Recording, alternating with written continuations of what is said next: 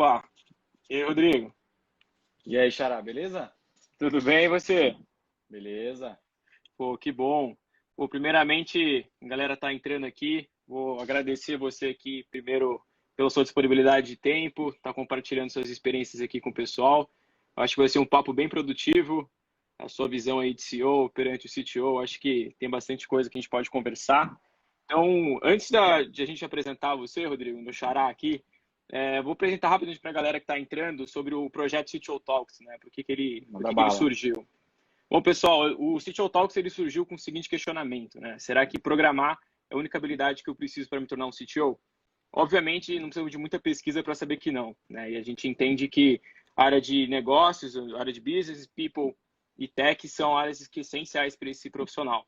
E é por isso que a gente tem feito essas lives para entrevistar pessoas com backgrounds muito interessantes, founders de startups, para compartilhar com a gente um pouquinho das experiências deles. Bom, dito isso, novamente, muito obrigado, Rodrigo, meu xará.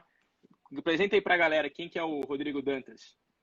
Pô, legal. Obrigado pelo convite aí, Rodrigão. É sempre bom bater um papo com uma galera que tá tentando fazer alguma coisa diferente no mercado aí, né?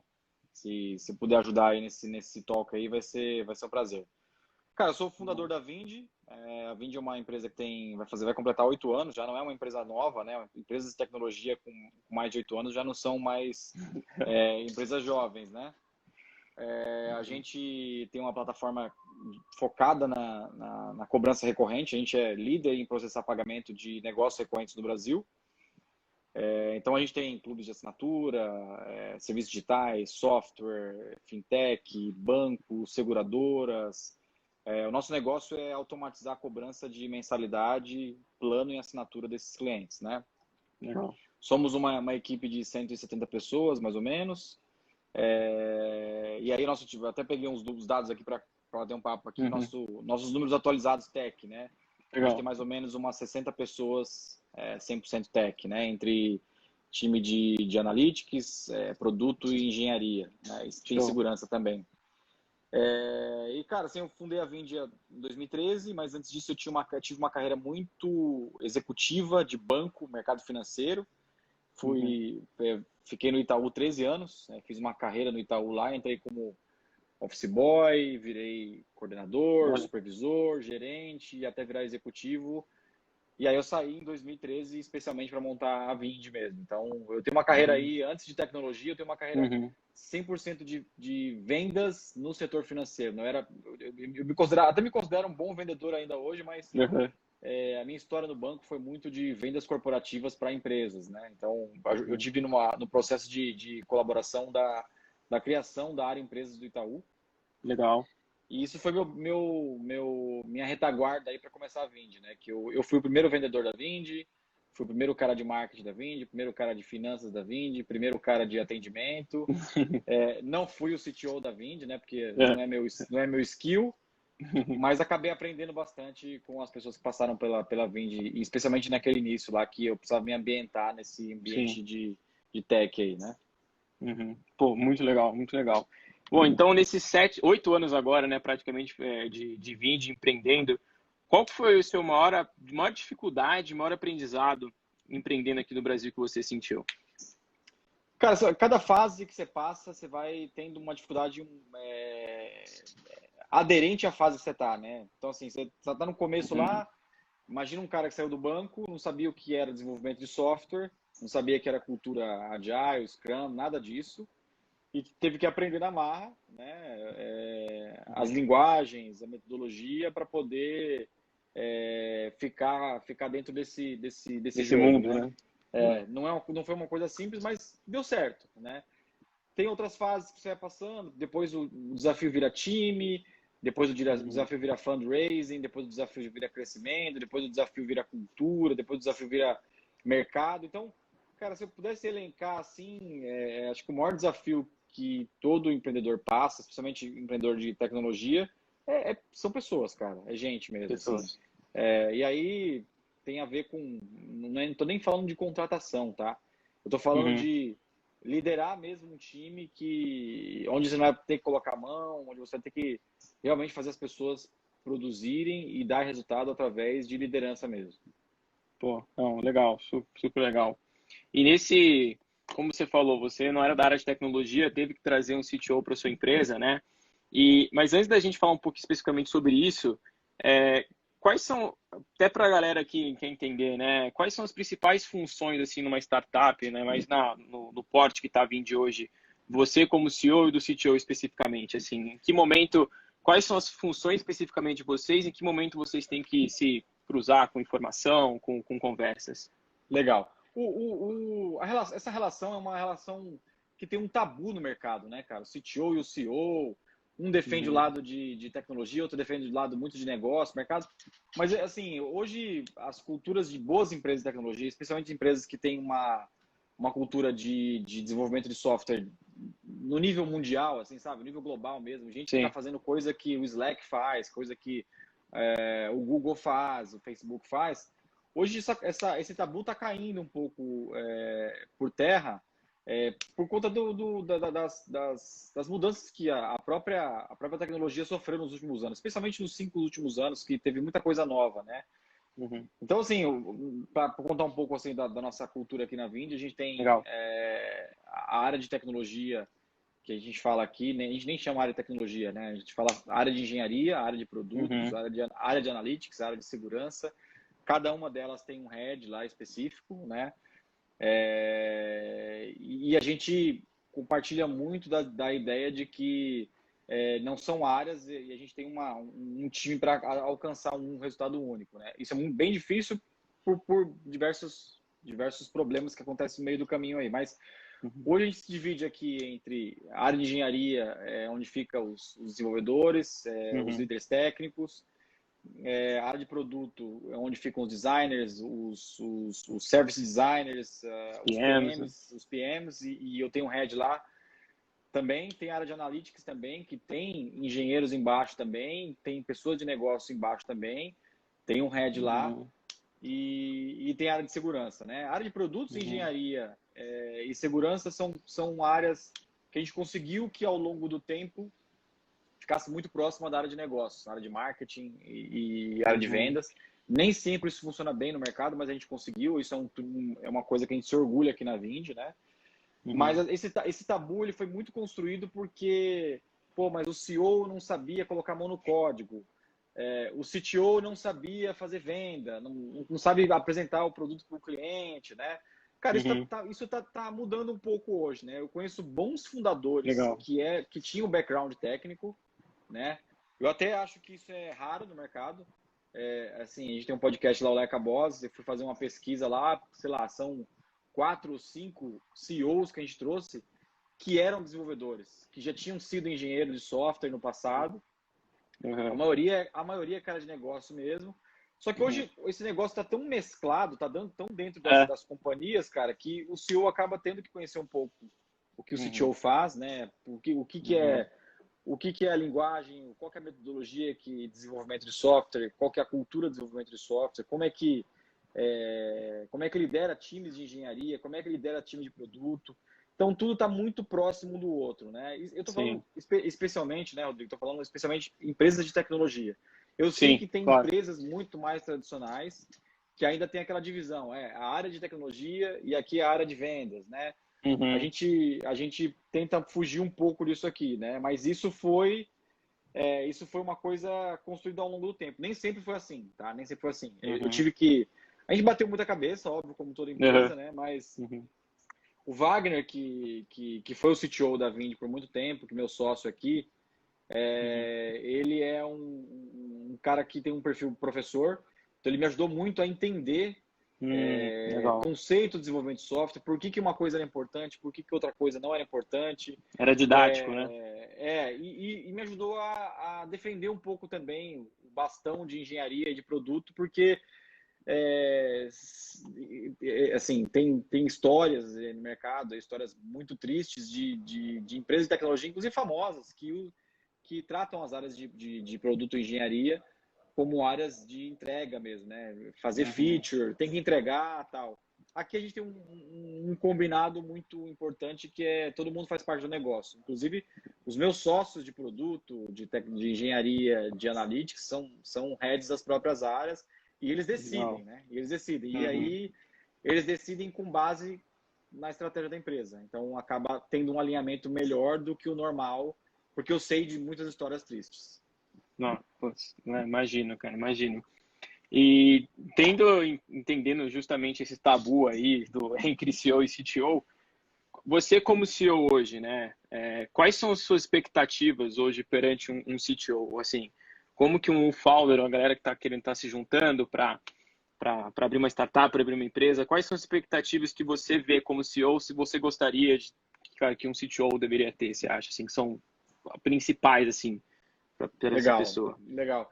Como o próprio cargo do CEO também, as atribuições vão mudando conforme a empresa vai crescendo, vai escalando, Sim. né? Então, no começo a gente se cobrava muito, CEO e CTO, o CFO também entrava um pouco nesse jogo também cara, a gente precisa entregar um produto viável que uma maior quantidade de pessoas possa usar, uma maior quantidade de usuários possa usar, né? Isso era um Uhum, mantra, e é um mantra de toda startup que inicia um produto digital, né?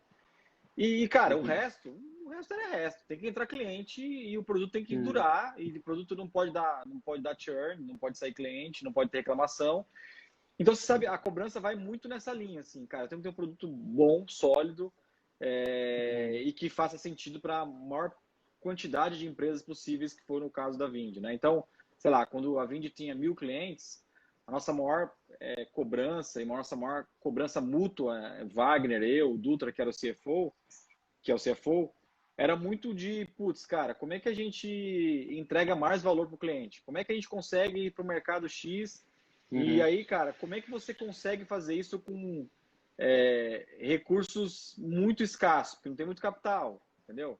uhum, Então, exato. foi muito nessa linha. Quando você atinge um outro nível de 4, 5 mil clientes, a conversa já começa a mudar um pouco mais para time. Pô, você tem um time Uhum, certo para chegar a 20 mil clientes, você tem um time certo para chegar a X de faturamento, como é que está distribuído os times, como é que contrata esses times, porque o ambiente de tecnologia de 10 anos para cá, por questões de muito investimento que foi feito no mercado, mudou um uhum, pouco a dinâmica, né? Hoje o desenvolvedor ele é escasso no Brasil, né? Especialmente em São sim. Paulo. O polo de São Paulo compete com muita, como é que eu posso dizer, agressividade nos Uhum, engenheiros aqui. Então, vai mudando um pouco. Hoje, eu posso falar que a gente tem o Wagner é mais CTO, ele está na operação, mas o CTO hoje é outra pessoa, é o head de engenharia, o Vini lá.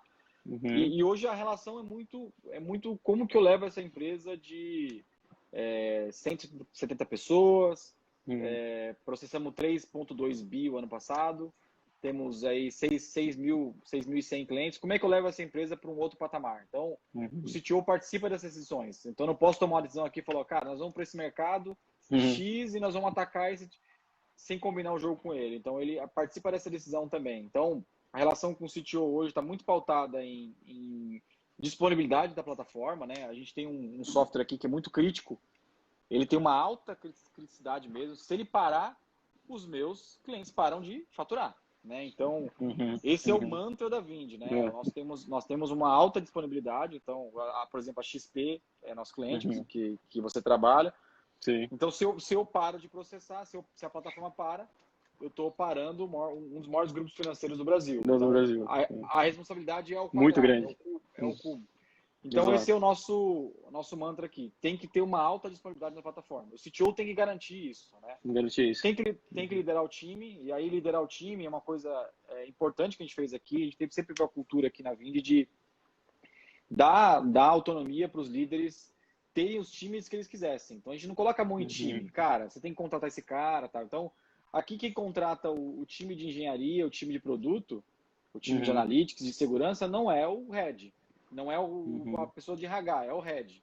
Então, É o muitas Red. empresas eu vejo, pô, como é que vocês contratam um engenheiro aí? Cara, o líder aqui, ele é responsável Legal. por, por esse gap, por treinar. Então, acho que esse é um ponto importante para a gente também. O líder de engenharia, linha de produto, e segurança e analytics, ele tem que ter na mão o time desde a contratação. Contratação, o onboarding das pessoas, Uhum, cultura, o clima que está dentro dos times, o compartilhamento com as outras áreas. Então, isso tudo está na mão dele. Garantir o resultado através desse time Uhum. E aí é legal porque é um incentivo muito duradouro. Pô, se o cara é responsável por contratar o time dele, ele vai ter que garantir resultado no time que ele colocou Do para time. dentro. Então, o É. RH cuida de uma ponta muito assim, processual, sabe? Uhum. Vira mais um departamento pessoal nesse processo do que simplesmente dar o tom. Claro.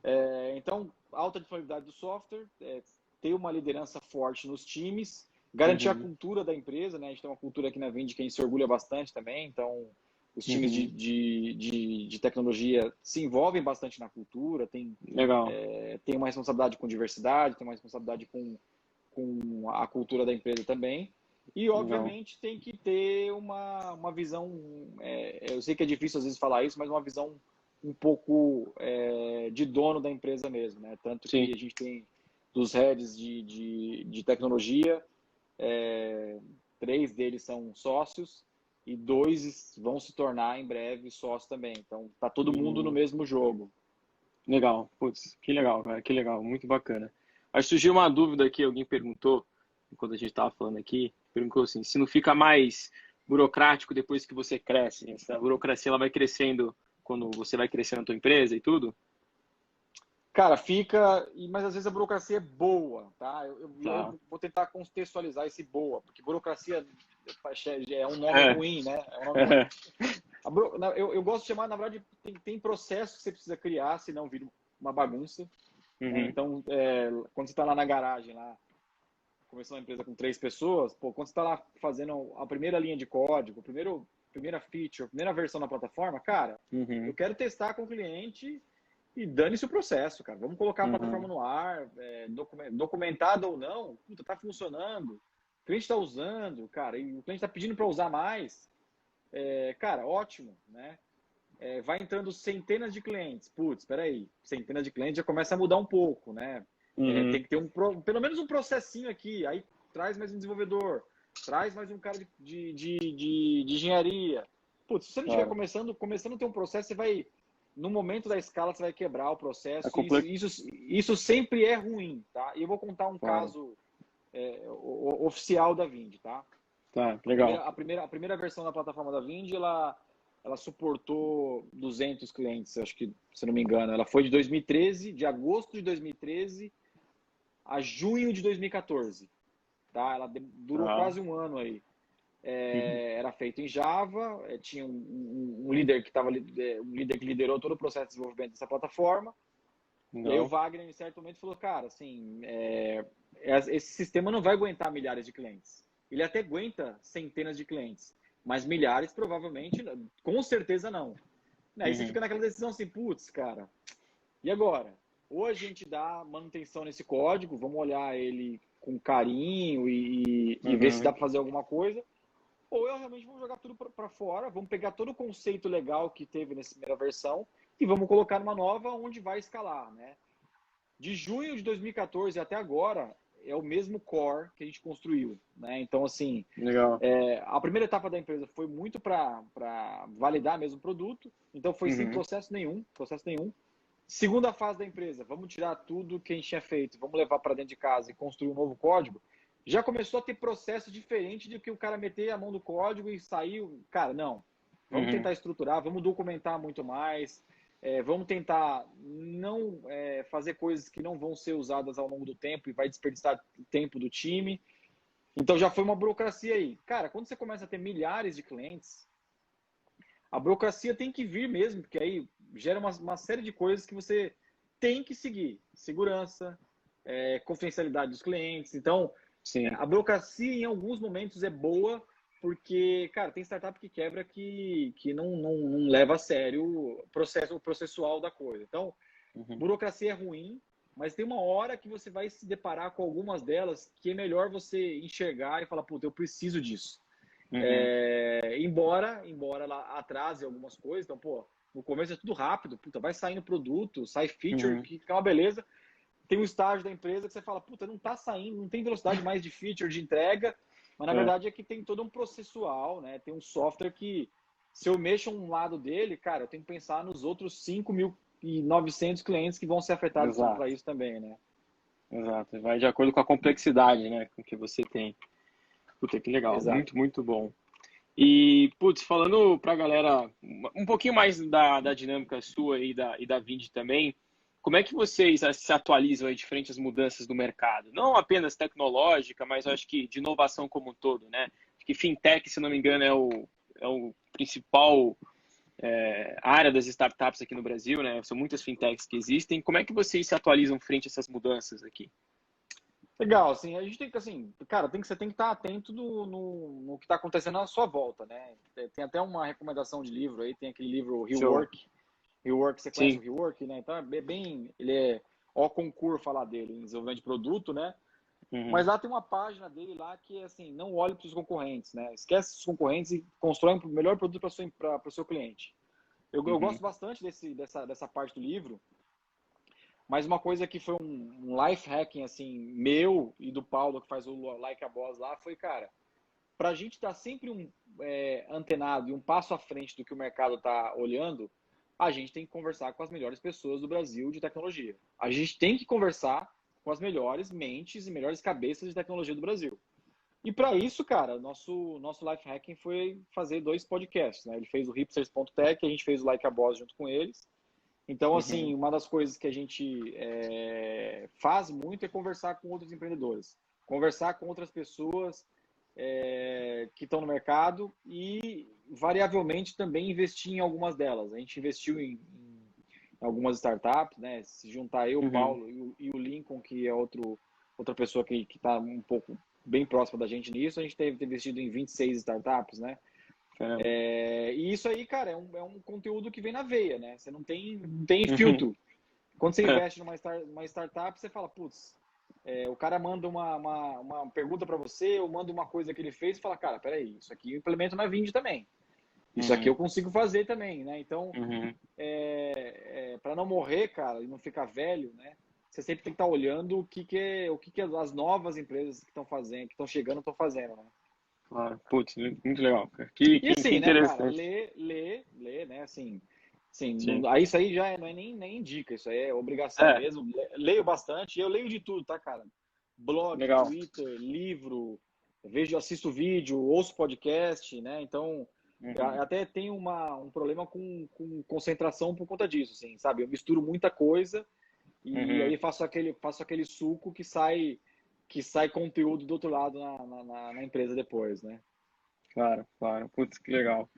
Pô, e tendo a noção que você investe em startups, muitas outras pessoas também, acho que para a galera que está começando, quais são os principais pontos você como investidor olha para uma startup que são assim, cara, cruciais, né? Isso aí envolve não só a área de tecnologia perante o CTO, mas o time como um todo, CEO, CTO, que eles devem estar focados numa visão muito mais macro, que você como investidor, o investidor acaba olhando. Cara, assim, não tem nem visão, né? Porque a nossa tese lá, que eu e o Paulo, principalmente o Paulo que a gente investe um pouco mais de tempo juntos, é olhar o Uhum, empreendedor mesmo. E muitas vezes o empreendedor não tem nem visão, cara. Não tem uhum, nem plano de negócios, né? A gente investiu numa uhum, empresa, na empresa do Lincoln, na Ideal, eles não tinham nem CNPJ quando a gente falou, ok, nós vamos investir, porque tem que conhecer um pouco, óbvio, o que eles vão fazer, né? Vão ter que olhar o que eles vão colocar na rua, né? Como que a gente fala, como a gente fala uhum, num termo popular. Mas, cara, é muito da pessoa mesmo, sabe? Puta, eu conversei com você, putz, gostei.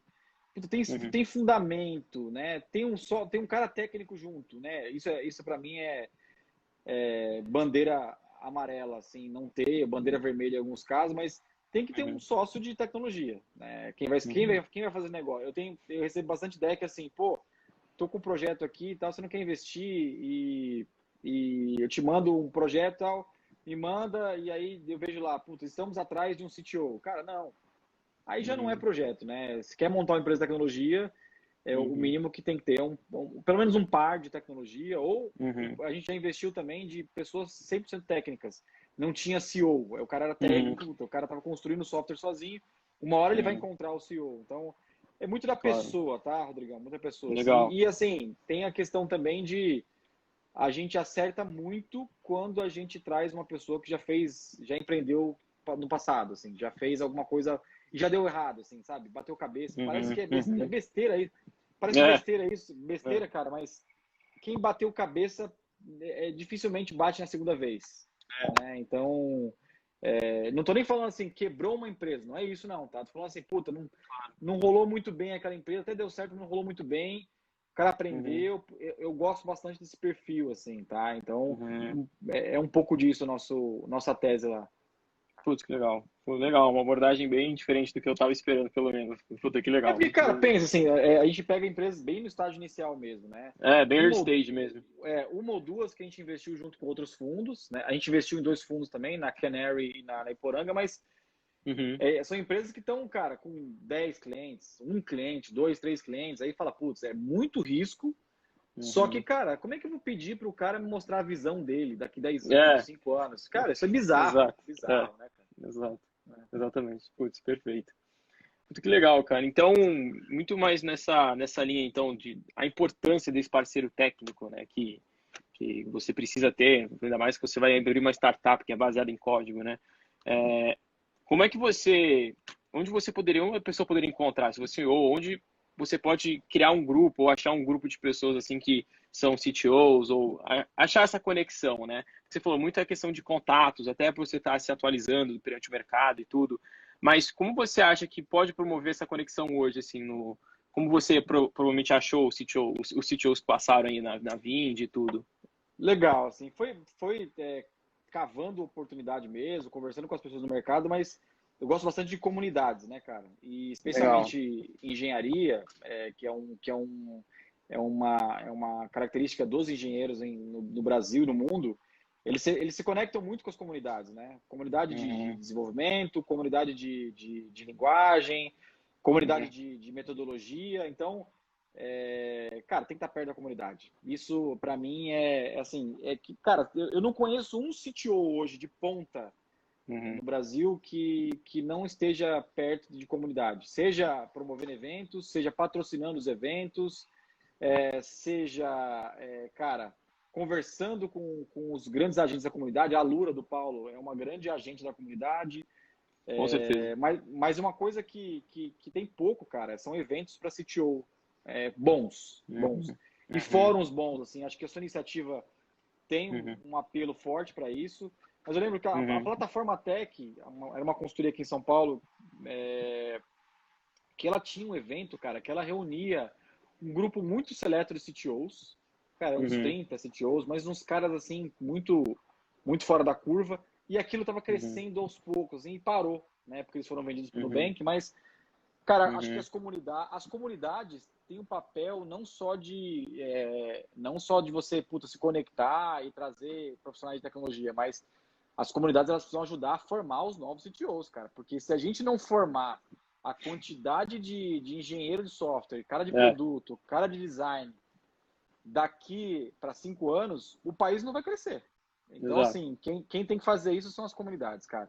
Exato. Putz, muito legal. Muito feedback ótimo. E é exatamente isso. O próprio CTO Talks nasceu por isso, né? Acho que nossa visão de a médio prazo, sei lá, longo prazo, é justamente isso, criar um hub, cara, de CTOs e os próprios CTOs que estão no mercado qualificar essas pessoas que estão aqui, esse leads aqui que estão, para justamente fomentar o empreendedorismo do Brasil, né? Porque é aquilo que você falou, com os modelos digitais cada vez maiores, né? Mais startups crescendo, é inevitável você abrir uma empresa startup ser um cara técnico, né? Então, e é aquilo, o que eu acho legal do próprio empreendedorismo é isso, né? É a visão macro de entender que você está ajudando o seu país, né? Você ter aquele senso de responsabilidade, digamos, social, mas do tipo, cara, você está trazendo fomento à economia, né? Você está gerando emprego. Então, eu acho que essa quesito propósito que a gente quer trazer bastante para o CTO Talks. Porque aquilo, para o cara técnico, é muito atrativo o mercado. Porque, putz, como você falou, São Paulo, que é o maior hub aí, tem uma disputa agressiva por profissionais de tecnologia. Então, a gente tem que trazer também essa ponta de propósito, comunidade, pessoas, se ajudar, né? Então, muito pensa o bom. seguinte, pensa assim, ó. Isso acontece 90% dos casos, tá, Rodrigão? A empresa vai lá e recebe investimento. Né? E o que ela faz? Preciso contratar 70 engenheiros de software. Aí o que ela vai fazer? ela vai pegar o RH, o Headhunter, o cara que está trabalhando para eles lá, que eu acho que isso é péssimo, tá? Ele vai no LinkedIn, seleciona as linguagens que ele quer contratar e sai dando tiro para tudo que é lado. Mas ele não pensou, cara, em formar dentro de casa. Ele não pensou em criar uma cultura de trazer júnior para dentro de casa e transformar esse cara em pleno e sênior dentro da própria empresa. Porque isso dá trabalho, cara. Mas isso Claro. no longo prazo, isso é o que permanece, né? Então, eu gosto muito da cultura de desenvolvimento da Vindi por conta disso. Cara, vamos trazer os júniors, vamos trazer estagiário. E se o cara tiver punch mesmo, se ele tiver estômago e quiser ser pleno, sênior, cara, aqui nós vamos dar toda a autonomia para ele ser essa pessoa, entendeu? Então, no Brasil, a gente tem ainda uma questão socioeconômica que é pior ainda, porque não vem de base, né? Então, assim, não tem lógica de programação na escola, né? Então, tem uma série de coisas que a gente precisa fazer ainda que está muito longe do governo, tal, mas eu acho que a comunidade tech em si, ela tem que dar um jeito, porque, cara, é batata. Se a gente não formar a quantidade de pessoas, de tecnologia, para 5, 10 anos, o país não vai crescer, cara. O país não vai crescer. E não estou falando é um achismo, não. Lá na China, nos Estados Unidos, são mercados mais maduros, a preocupação de toda a comunidade tech é essa. Como é que eu cresço se eu não tenho engenheiro de software? Né? Como é que eu cresço uma coisa tecnológica se eu não tenho engenheiro de software? Não vai crescer, cara. Exato. Nossa, muito bom mesmo. Cara, acho que já caminhando aqui para o finalzinho aqui da nossa live, uma indicação de livro, você acho que até deu aqui o Rework, né, você citou aqui pra gente, mas algum outro livro ou conteúdo assim que te ajudou na sua trajetória aí nos últimos tempos, assim, Legal. te marcou? O Rework é um livro, acho que para qualquer pessoa que quer trabalhar em tecnologia ou qualquer pessoa que trabalha em tecnologia, ele tem uma edição que está em falta no Brasil e acho que ele foi traduzido como Reinvente a Sua Empresa. Acho que é exato, uma coisa assim. Vai lá, putz, é um livro legal pra caramba, fácil de ler, muito ilustrado e tal. Ele foi escrito pelos caras da 37 Signals lá, que é os caras da Basecamp e tal. É um livro fácil. Eu li recentemente aquele Outliers, Fora de Série. Sim. E eu 10 me mil surpreendi horas, né? porque... 10 mil horas. Isso, e foi interessante porque eu me surpreendi porque ele tem bastante conteúdo de análise de dados, cara. Ele analisou muito dados para poder Muito escrever dado. aquele livro. E, cara, hoje, em engenharia, em produtos, se você não olha dado, você se ferra, toma decisão errada, gasta dinheiro e tal. Eu acho que é uma dedicação. E eu também tenho lido bastante o Nassim Taleb. Nassim Taleb previu aí as catástrofes que aconteceu no mercado financeiro, no mercado de saúde aí nos últimos anos. E eu tenho lido bastante nele. Eu talvez indicaria aqui 2 livros dele, assim, o Arriscando a Própria Pele, Skin in the Game e o Antifrágil, né? São livros difíceis de ler, chato pra caramba de ler, mas se você pega o contexto daquilo, cara, e tem muito a ver com tecnologia, tem muito a ver com transformação, e tem muito a ver também com como você se preparar para o futuro, para um emprego mais cascudo.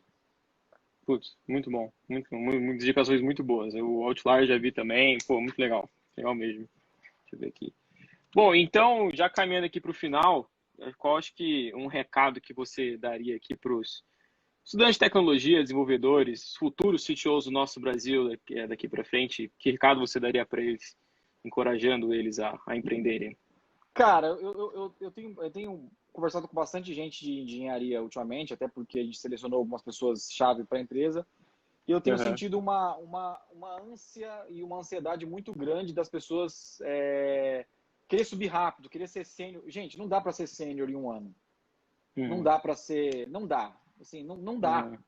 Não dá para ser sênior em um ano, assim como não dá para contratar 9 grávidas e ter um bebê em um mês, né? Então... Eu tenho visto muita ansiedade das pessoas e, putz, eu sou sênior já, sou pleno tal. E na hora que chega lá no desafio, cara, isso joga contra. Então, assim, eu tenho um conselho que tenho dado, ó, tenha uma paciência, estude um pouco mais o ambiente que você está, estude mais a linguagem, não se prenda a uma linguagem só, não seja fanático por linguagem, não seja fanboy de uma coisa que está acontecendo que é hype. Isso tudo passa, assim, cara, seja autodidata, não tem jeito, cara, quer ser engenheiro de software, quer ser CTO, tem que ser autodidata, cara. Não tem como.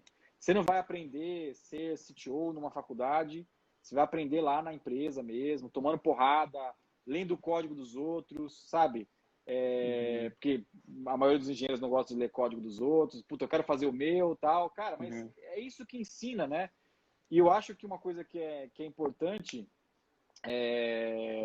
que eu aconselho bastante cara, identifica as pessoas que são referências no mercado e na sua empresa e tenta tirar delas e compartilha com elas os sonhos que vocês têm, assim, né, cara? Os sêniores que você tem trabalhado do lado, fala, pô, cara, como é que eu chego lá? Você vai ver que a história do cara, não é uma história de, puta, eu era pleno ano passado, virei sênior esse ano. Não é assim, cara, não é.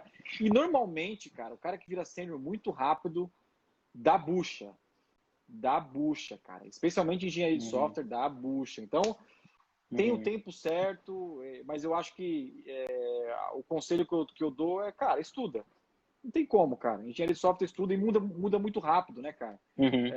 Muda muita tecnologia muito rápido. Você vê que Com certeza. coisas que estão nascendo há 3 anos atrás, cara. E se o cara não estudar, puta, cara, ficou para trás, cara. Ficou para trás. Então, o cara de engenharia, de tecnologia, tem que entender que é um aprendizado contínuo mesmo. Não é aquela, puta, aprendi essa linguagem. Puta, agora vou arrumar meu... Cara, não é assim, né? Com certeza. O passo a passo para você aprender, né? Acho que até o que você falou da Vind eu achei muito interessante. Acho que um insight legal que eu tiro daqui é para a galera que está muito júnior na faculdade e tal. Cara, procure empresas que tenham esse perfil como a Vind de investir no profissional, né? Então, você entrar na empresa, aprender júnior, e você tem que passar por isso, né? Para ser maduro o suficiente, né? Então, puta, eu acho que esse é um insight que fica legal para a galera, buscar empresas que realmente investam em você no início e que vão te dar a sustentação para que você no dia empreenda, né? E tem uma anomalia acontecendo, cara, que assim, como tem muito fundo de venture capital colocando muita grana nas startups, e aí o RH lá tem uma lista de, puta, eu preciso contratar 15 seniors. Sabe o que ela faz, cara? Ela vai lá e contrata 3 seniors e 7 plenos como sênior. Cara, dá merda. Dá merda, entendeu? Então, olha a anomalia que tá acontecendo. Então, não tem sênior, puta, então... E aí, cara, sempre dá ruim. Né? Então, paciência. Paciência, acho que essa lição que fica. Rodrigo, cara, muito obrigado pelo seu tempo. Acho que a galera que estava falando foi um conteúdo muito 10 aqui pra gente. Você trazendo a sua visão, você como CEO trazendo a sua visão e falou muita coisa técnica aqui também, então achei bem bacana esse papo. Cara, agradecer mesmo pela tua ajuda. Legal, obrigado aí, boa sorte no projeto e tamo junto. Valeu. Tamo junto. Valeu, Rodrigão. Obrigado, viu? Obrigado.